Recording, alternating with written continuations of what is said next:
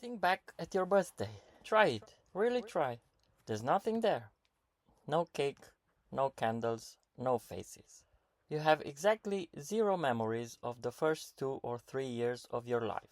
Not blurry ones, not faded ones, none at all. But there's a strange part.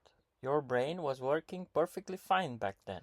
You were learning language, you were recognizing your parents' faces, you were forming opinions about which foods you hated. Your brain was doing more learning in those first 3 years than it will ever do again in such a short span. So why can't you remember any of it? For a long time, scientists assumed the answer was simple. Babies just don't have the brain power yet. Not enough neurons. Not enough wiring.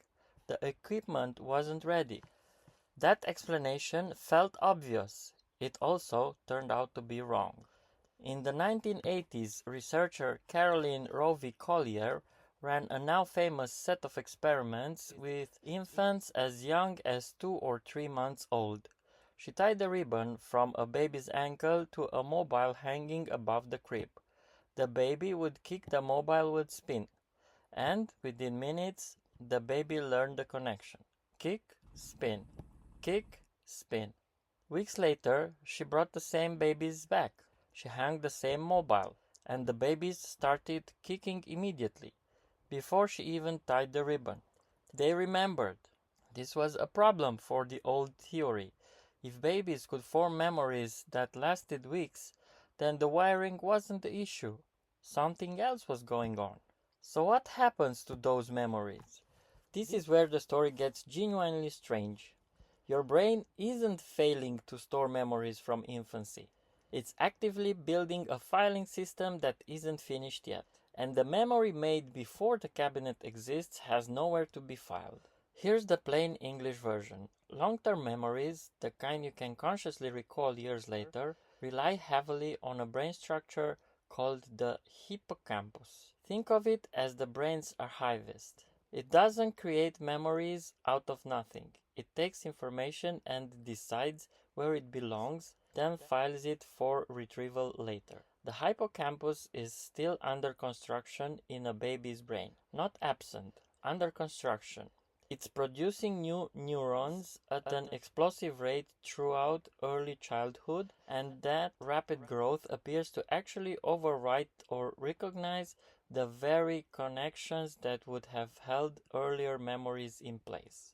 In 2014, neuroscientist Paul Frankland ran experiments on mice that revealed exactly this. He found that boosting neuron growth in the hippocampus of adult mice made them worse at retaining new memories, mimicking what happens naturally in infancy. More new brain cells born meant more existing memory traces getting disrupted. In other words, the very process that makes a baby's brain such an extraordinary learning machine is the same process that erases the paper trail behind it.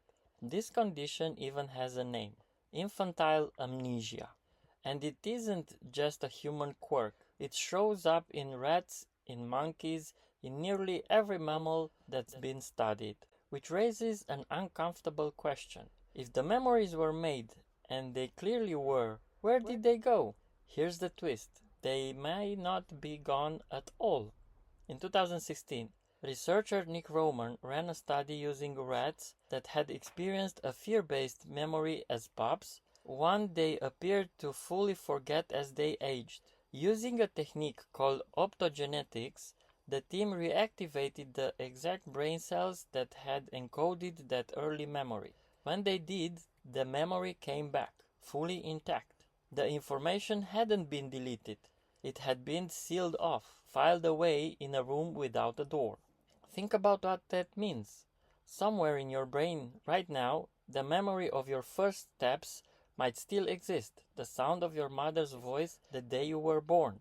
Encoded, stored, physically present. Just locked behind a door that was built after the memory was already inside. You are, in a very real sense, carrying an archive you can never open. Now here's the part that should feel familiar, because this isn't just something that happened to you once, a long time ago, and then stopped. Your brain is still doing a version of this today. Every night, while you sleep, your hippocampus is sorting through the events of your day, deciding which moments matter enough to file and which ones get quickly discarded. The commute you don't remember, the conversation you already forgot by lunch, not because your brain is broken, because it's constantly making decisions about what deserves permanence. You've never actually had full custody of your own memories. Your brain has always been the one deciding what gets kept. That toddler who couldn't remember the mobile spinning, who couldn't remember learning to walk, who couldn't remember the first time they said a word that made an entire room erupt into applause, wasn't broken. They were simply too busy building the machine to also be the one taking notes. You didn't lose those years. You just weren't given the room to file them in yet. So, the next time someone shows you a photo before you could remember and you feel that strange disconnect, like you're looking at a stranger who happens to share your face, remember this. Somewhere behind a locked door in your own skull, that stranger might still be very much at home. Try to remember your first birthday again.